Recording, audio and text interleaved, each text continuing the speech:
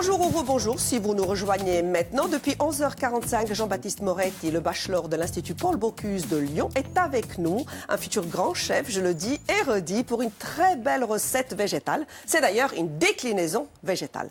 Oui, absolument. Et on travaille le monoproduit, produit de saison. Le navet. Le navet. On attaque. Donc c'est parti. Donc on a déroulé. Vous avez découpé avec votre machine infernale que l'on voit ici en fines lamelles. En vous coupant légèrement, mais on rassure toute la famille Moretti, tout va bien. Oui, absolument. Et on les salue. Oui. On Je salue profite. la famille Moretti et le conseil des anciens du club d'échecs. Ah, important, Oui, important. absolument. Donc, on a coupé en fines lamelles.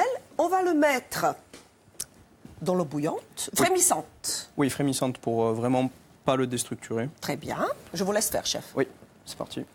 Donc, il est important que l'eau soit frémissante, sinon les lamelles se cassent, se déchirent. Ben, étant donné qu'on est sur quasiment 1,5 mm, Oui, c'est très, très fin. le fait que l'ébullition agite, ça risquerait de le casser. Et est-ce que cette eau est salée pour nos téléspectateurs? Oui, c'est une anglaise classique, donc on met simplement de l'eau salée. Parfait. Donc là, on a notre navet boule d'or qu'on a coupé donc de moitié. Le fameux navet doré. Voilà, exactement. On va le passer à la mandoline. Ah, attention, hein, faites... Je ne dis plus rien. Donc là, on a nos lamelles de navet boule d'or. Je peux m'occuper du feu, chef, si vous le voulez. Oui, je veux bien qu'on monte la poêle, s'il Très vous plaît. bien. Quelle puissance? Vous pouvez monter On y va. 6-7, ouais. D'accord. Super. Un peu d'eau, tout simplement. Alors, en fait, le but, c'est de faire un aigre doux. Donc, on va faire un temps pour temps. Donc, on met moitié eau. Ensuite, moitié en vinaigre de calamansi. Alors, ce fameux vinaigre de calamansi, ça peut vous paraître barbare comme nom, mais non, c'est finalement un produit qui existe. Qu'est-ce? Alors, vinaigre de calamansi, c'est un agrume qui nous vient d'Asie Oui. et qui est simplement en fait infusé dans un vinaigre de base. On y rajoute un petit peu de sucre cassonade. D'accord. Pour ceux qui veulent le tester, on pourrait faire également ça avec du sucre noir, du sucre muscovado. Ah oui, ça parfume bien. Hein. Oui, donc le but c'est de faire réduire un petit peu pour obtenir une texture un peu sirupeuse. Et ensuite on y mettra notre navet à cuire dedans. D'ailleurs, il me semble que dans votre recette qui va s'afficher pour nos téléspectateurs, vous donnez l'idée du sucre muscovado. Hein. Vous le proposez Oui, dans la recette. Et vous allez voir, lorsque vous découvrirez cette recette beaucoup plus longue, en sa version longue sur YouTube, vous allez vous apercevoir que Jean-Baptiste vous donne tous les détails. Il n'y a pas de secret dans la recette. Hein. C'est votre idée, c'est votre création. Vous savez, le but c'est quand même de partager la cuisine, donc je trouve inutile de cacher des recettes, quoi. Très bien. Alors, les ingrédients se sont affichés pour l'eau de légumes. Oui, d'accord. absolument. Et puis, il y aura une suite. Je pense que normalement, on a une autre recette. Ah, il y a des navets qui suivent. OK, très bien.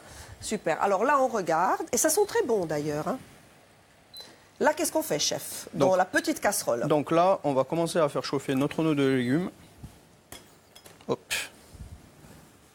Comme on a 7 minutes, est-ce que vous pouvez expliquer comment vous avez fait cette eau de légumes et pourquoi on l'appelle eau de légumes à nos téléspectateurs? Alors le choix de l'eau de légumes, c'est que simplement, au lieu de faire un bouillon classique dans lequel on fait cuire des légumes, on centrifuge chaque légume et fruit approprié pour ce qu'on veut obtenir. D'accord. Qu'on remélange, auquel on y donne une ébullition, dans lequel est ajouté un petit peu de poivre sauvage. Donc c'est du poivre d'Andaliman qui provient de Sumatra.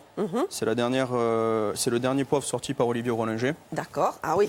Qui est très fort pour tout ça. Un chef qui m'est très cher avec son fils Hugo en Bretagne, chez qui j'ai fait mes armes pendant 4 mois. Très parfumé, hein, agrumes. Hein. Oui, on est sur des notes d'agrumes, absolument. Oui, j'adore. C'est sublime, très bon produit. Vous voulez que je m'occupe du feu, chef ou... On est bon. Alors, je vous donne le temps, Jean-Baptiste. 6 minutes. Oui, on est bien. On est bien, on gère complètement. Il faut qu'on parle aussi de cette poudre. Alors, cette poudre... magique. Ça c'est le travail au cours de ma dernière expérience donc, chez Michel Brasse au cours des derniers 7 mois. J'ai récupéré au fur et à mesure, sous l'abdomen des homards, les œufs crus que j'ai fait sécher. Très bien. Et après un temps de séchage donc, de 72 heures, je les turbine et on obtient une poudre.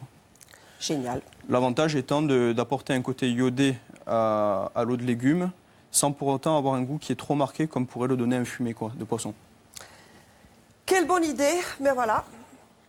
Et puis on aura des fleurs qui vont nous servir pour le dressage. Des fleurs comestibles. Oui. Est-ce que c'est prêt, à votre avis? On va être bon, là, oui. On va être bon? Oui. Donc, ici, il faut juste chauffer ou réduire aussi un peu? Non, là, on est bon. On est bon? Oui, oui, il n'y a pas besoin de... Vous me direz s'il faut arrêter le feu? Là, on va pouvoir l'arrêter. On arrête tout?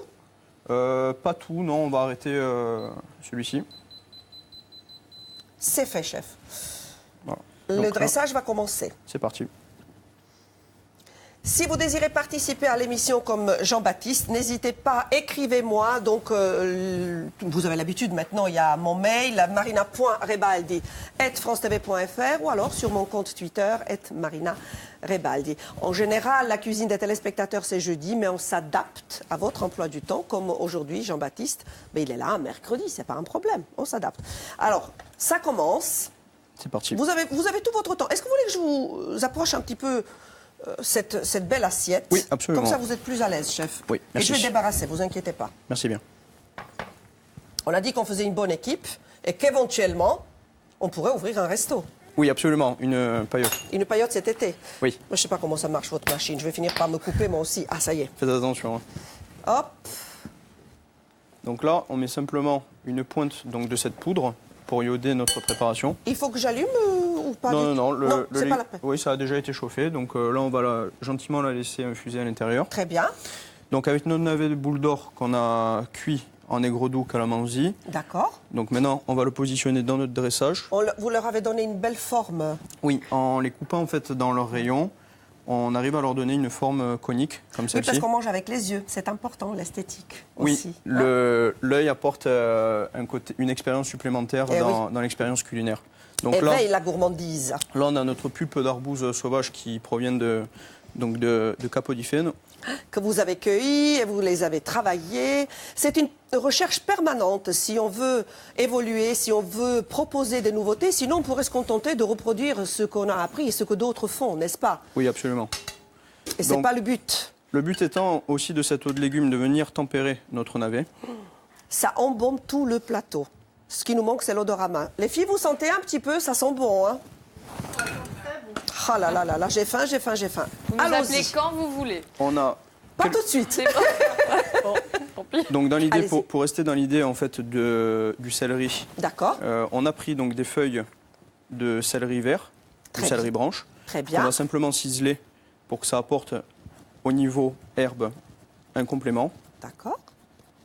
Et puis aussi la couleur, hein, qui est importante. Hein. Il y a le goût et la couleur là dans l'assiette qui va jouer. Hein. Absolument. La couleur est très importante, mais elle développe une certaine fraîcheur en suspension, légèrement sur notre bouillon. La fraîcheur en suspension. Alors notez s'il vous plaît, parce qu'il y a fraîcheur tout court, mais il y a fraîcheur en suspension. Ça change. Bravo JB, super. Donc un léger aperçu de nos herbes. Donc on a une moitié domestique, une moitié qui est sauvage, en fait, qui vient, comme je le rappelle, des sanguinaires. Donc là, par exemple, on a une jeune pousse de poireau sauvage qui vient de la parate. Super.